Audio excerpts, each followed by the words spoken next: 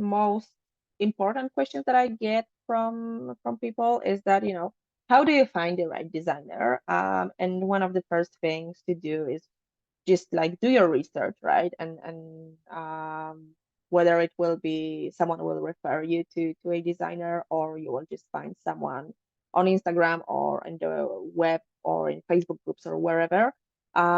Just check them out, check their portfolio, their website, how their process looks like, get the feel of other book covers that they design, so you will know if you like it or not. And if they have an Instagram page or their own page, you will also get a feel of the person ideally, um, and just see if this is someone you would like to work with or not.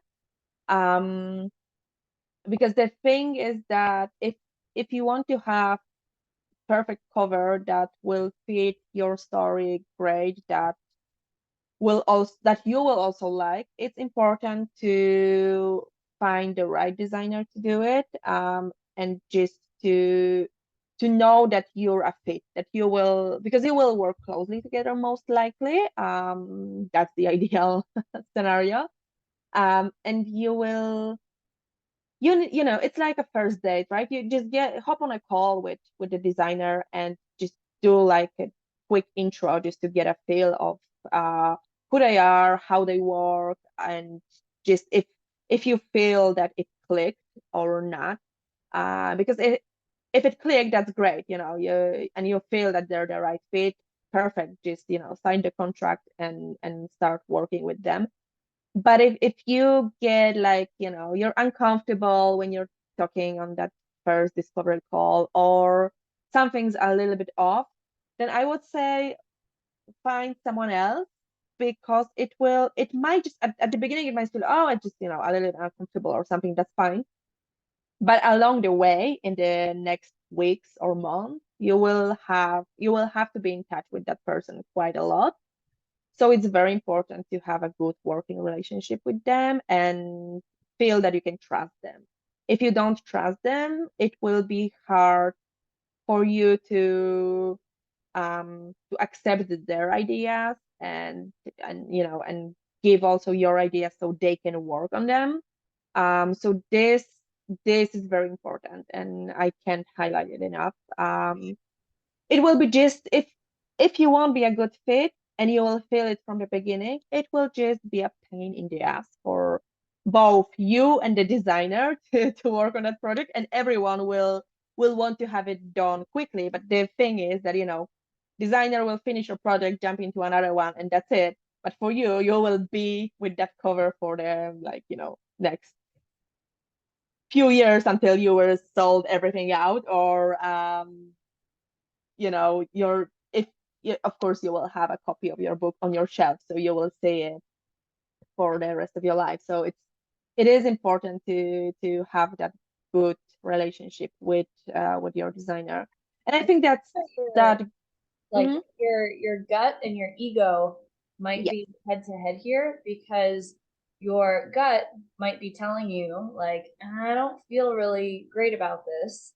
And one part of your ego, the shameful one down part, right? Remember, it's a spectrum, hedgies, where like the shameful one down part will be like, well, maybe it's normal to feel this way with a designer. The designer knows what she's doing. I don't know what I'm doing. So maybe this is just like normal to feel kind of off and like not really good. This is me and Carolina saying no, like that's not normal to feel. Like you need to feel like you just found another teammate. Like they Yeah. are on the same team, they're going to advocate for your project in the same way. And also, you might have your ego on the grandiosity spectrum being like, but this author and this author and this author worked with that book designer and they did really well. So maybe I can just swallow whatever I'm feeling. And if I just go with this designer, then I'll have success because these other authors had success. Like your ego can like play massive games with you in this situation. And to hear a designer saying like, no, trust your gut is really important, because it is a working relationship.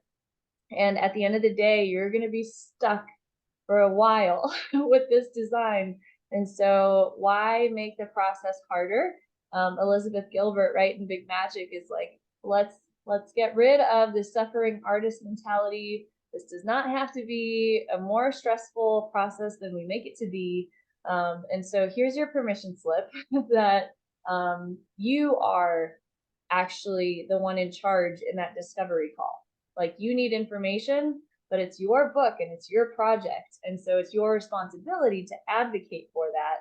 And part of that advocacy is finding the right person for your cover and your interiority. So there's your real, like, I'm signing it. There's your permission slip.